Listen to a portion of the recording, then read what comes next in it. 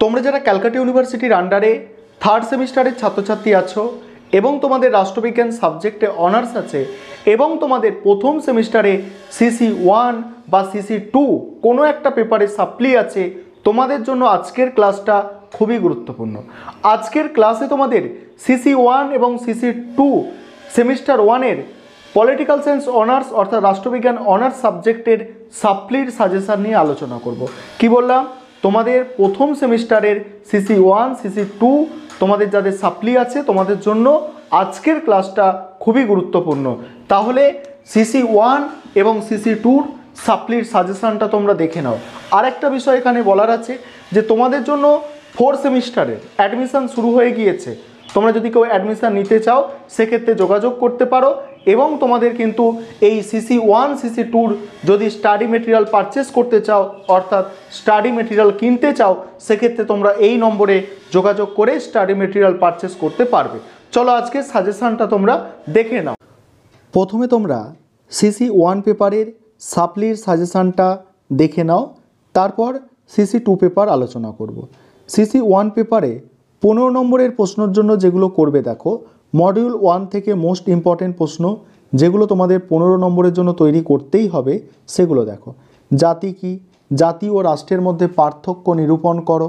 2 নম্বর হচ্ছে তুমি কি মনে করো যে আধুনিক রাষ্ট্রে সার্বভৌমের ধারণা চ্যালেঞ্জের মুখোমুখি হয়েছে? তোমার উত্তরের সপক্ষে যুক্তি দাও। 3 নম্বর হচ্ছে রাষ্ট্রবিজ্ঞানে ক্ষমতার ধারণা অপরিহার্য, বিবৃতিটি ব্যাখ্যা করো। 4 নম্বর হচ্ছে রাষ্ট্রের সার্বভৌমত্ব ব্যাখ্যায় বহুত্ববাদী তত্ত্বের বৈশিষ্ট্য ও সীমাবদ্ধতা আলোচনা করো। তারপর মডিউল 2 থেকে যেগুলো তোমাদের করতে হবে 15 নম্বরের জন্য দেখো, 15 নম্বরের জন্য প্রথম প্রশ্ন নাগরিকতার মূলত রাজনৈতিক ও আইনি ধারণা উদ্ধৃতিটি আলোচনা করো। তারপরে আছে ডেভিড হেল্ডের অনুসারে সনাতনী গণতন্ত্র ও অংশগ্রহণমুখী গণতন্ত্রের বৈশিষ্ট্যসমূহ বর্ণনা করো। পরে আছে দেখো ডেভিড হেল্ডের গণতন্ত্রের শ্রেণীবিভাগ করো। ডেভিড হেল্ডের গণতন্ত্রের শ্রেণীবিভাগ করো।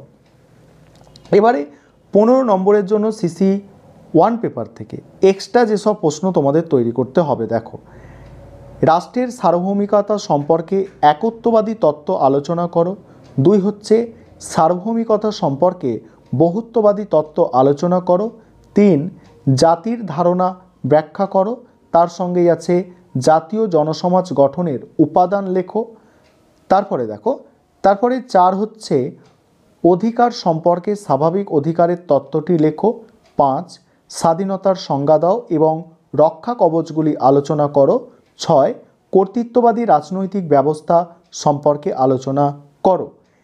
এবারে তোমাদের 10 নম্বরের জন্য যেসব প্রশ্নগুলো তৈরি করতে হবে মডিউল 1 থেকে, মোস্ট ইম্পর্টেন্ট যে প্রশ্নগুলো আছে দেখো মডিউল 1 থেকে 1 নম্বর প্রশ্ন আছে ক্ষমতা ও কর্তৃত্ব কেন গুরুত্বপূর্ণ রাজনৈতিক ধারণা তা ব্যাখ্যা করো।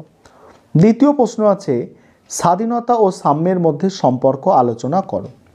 3 নম্বর প্রশ্ন জাতির ধারণাটি বিশ্লেষণ করো। পরের প্রশ্ন আছে আইন ও সাম্যের মধ্যে সম্পর্ক লেখো। মডিউল 2 থেকে রাজনৈতিক তত্ত্বে প্রতিরোধের অধিকারের গুরুত্ব বিশ্লেষণ করো। তারপরে আছে স্বাধীনতা সম্পর্কে জন স্টুয়ার্ট মিলের ধারণা ব্যাখ্যা করো। তারপরে আছে রাজনৈতিক ধারণা হিসাবে অধিকারের গুরুত্ব কী। এবারে এক্সট্রা যেসব প্রশ্নগুলো করতে হবে এখান থেকে আইন ও স্বাধীনতার মধ্যে সম্পর্ক, কর্তৃত্ব কাকে বলে, কর্তৃত্বের বৈশিষ্ট্য, এই হচ্ছে তোমাদের CC1 পেপারের টোটাল সাজেশন। এবার CC2 পেপারটা দেখো। এবার তোমরা CC2 পেপারের সাপ্লির সাজেশনটা দেখে নাও। 1 নম্বর প্রশ্ন আছে আইনি প্রাতিষ্ঠানিক বিশ্লেষণ ধারায় আনুষ্ঠানিক রাজনৈতিক কাঠামোর মৌলিক গুরুত্ব আলোচনা করো। 2 নম্বর প্রশ্ন নারীবাদ কি একটি রাজনৈতিক বিষয়, বক্তব্যের সপক্ষে যুক্তি দাও। 3 নম্বর প্রশ্ন মার্ক্সীয় তত্ত্বে সমাজ ও সমাজ পরিবর্তনের ভিত্তিতে রয়েছে ঐতিহাসিক বস্তুবাদ, বিবৃত করো। পরের প্রশ্ন আছে তুমি কি মনে করো গ্রামসির নাগরিক সমাজের তত্ত্বায়ন শাসক শ্রেণীর ক্ষমতা বিন্যাসের নতুন প্রেক্ষিত উন্মোচিত করে? উত্তরের সপক্ষে যুক্তি। পরের প্রশ্ন রাষ্ট্রবিজ্ঞানে আচরণবাদী ধারণার বিশ্লেষণের গুরুত্ব কী, এই ধারার সীমাবদ্ধতা কী। তারপরে আছে নারীবাদ পিতৃতান্ত্রিক নিষ্পেষণ উন্মোচিত করে, বিবৃতিটি ব্যাখ্যা করো। 7 নম্বর প্রশ্ন, মার্ক্সবাদী চিন্তায় রাষ্ট্রের আপেক্ষিক স্বতন্ত্রের ধারণাটি, এটা ধারণা হবে, ধারণাটি ব্যাখ্যা করো। তারপরে আছে পুরো সমাজ ও আধিপত্যের ধারণা নির্মাণে গ্রামসির অবদান আলোচনা করো। 9 নম্বর প্রশ্ন, রাষ্ট্রের প্রকৃতি সম্পর্কে নয়া উদারনীতিবাদী তত্ত্বটি আলোচনা করো। 10 নম্বর হচ্ছে রাজনৈতিক ব্যবস্থায় কাঠামো কার্যগত দৃষ্টিভঙ্গি আলোচনা করো।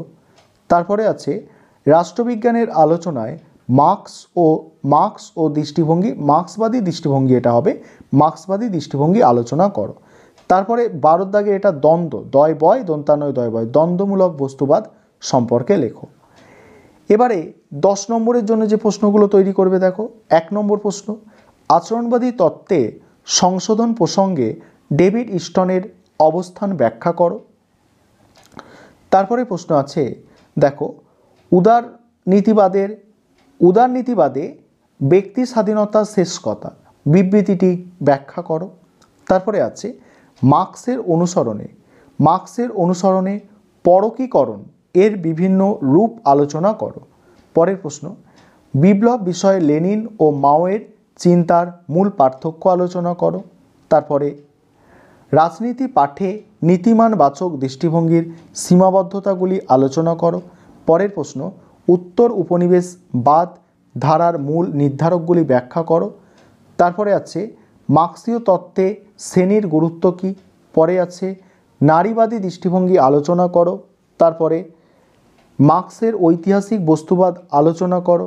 পরের প্রশ্ন আছে দ্বন্দ্বমূলক বস্তুবাদ আলোচনা করো। পরের প্রশ্ন আছে বিপ্লব সম্পর্কে মার্ক্সের তত্ত্ব ব্যাখ্যা করো। আর আছে সাম্রাজ্যবাদ সম্পর্কে লেনিনের তত্ত্ব লেখো। এই ছিল তোমাদের সাজেশান।